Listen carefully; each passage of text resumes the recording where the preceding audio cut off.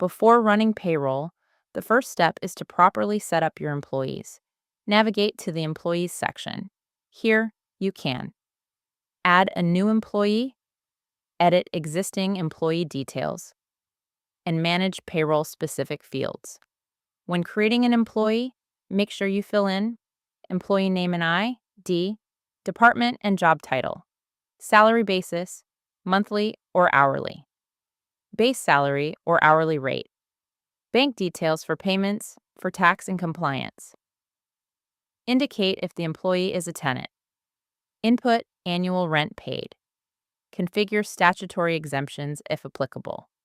This information is critical because it directly affects salary computation, pay calculation, SAO, and statutory deductions. Once your employees are properly set up, you're ready to define how their pay is structured.